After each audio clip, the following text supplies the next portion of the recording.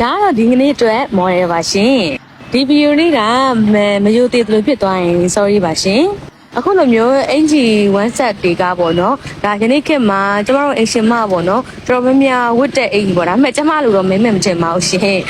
ကျမလိုအဲ့လိုမျိုးအရင်တော့မဲအောင်ညစ်ပတ်အောင်လို့တော့ထိုင်မဲမထင်ပါဘူးရှင်ကျမကတနေရာကိုထိုင်ပြီးသွားပြီဆိုရင်မတက်ထပြီးသွားတတ်တဲ့လူမဟုတ်ဘူးပေါ့နော်ကျမအဲ့လိုမျိုးပဲသွားတော့ကျမရဲ့ဒီကုလုံးကအဲ့လိုမျိုးတွေကိုညစ်ပတ်တဲ့အနေထားရှင်နောက်ပြီးတော့ဘောင်းမီဆိုရင်လည်းခြေမျက်စိဖုံးမှထမိန်ဆိုလည်းခြေမျက်စိဖုံးမှဝတ်တဲ့အခါကျတော့အောက်အနားတွေကအရန်ကိုမှကြီးပေလွယ်တယ်ပေါ့နော်ကြီးတွေပင်နေရှုပ်နေပေတယ်နောက်ပြီးတော့ကျမကိုယ်တိုင်ကလည်းအဲ့လိုတက်ရက်ရက်နဲ့အဲ့လိုမျိုး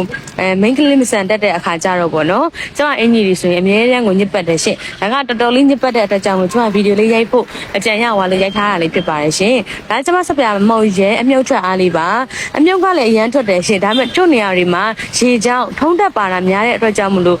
ဘယ်လိုပြောကမလဲစပြမုံအမြုပ်နေတဲ့အပိုင်းလေးလည်းရှိတယ်ပေါ့နော်အဲဒါဆိုကျမစပြမုံလေးပါကျမဒီအခုလိုမျိုးအင်းတစ်ထည်တစုံစာပေါ့နော်တစုံစာလျှော်ဖို့ကျမနည်းနည်းလေးပဲသုံးပြထားတာပါရှင်ကျမရဲ့စပြမုံကဆိုရင်လက်ကိုပူချင်းလောင်ချင်းညီကြီးဆက်ချင်းလုံးဝမရှိဘူးမြုပ်ထွက်အားကောင်းတယ်ကြီးချုပ်အားကတော့ကျမ100ရာခိုင်နှုန်းကိုအာမခံတယ်ပေါ့နော်ဒါဆိုရင်စိတ်လိုက်ယုံနေတင်ကြီးထွက်တယ်ပေါ့နော်ကျမတို့ရဲ့အင်ရှင်မတွေအပြင်မှာလဲစပြထုတ်ကို1500ပေးရခြင်းအတူတူတက်တာတဲ့စပြမုံလေးကိုရေးသိချင်တာပါရှင်ဒါဆိုရင်စိတ်ထားယုံနေပဲကြီးရထွက်တယ်နော်ရှော့စရာမလိုဘူးရှင်ဒါဆိုကျမရှော့ဖို့ဆိုတဲ့အနေအထားမှာကျမရဲ့အဝတ်မှာကြီးလုံးဝမရှိတော့ဘူးကြီးတွေကသူ့ပါစာသူအလိုလျောက်ကိုကျွတ်သွားတယ်ပေါ့နော်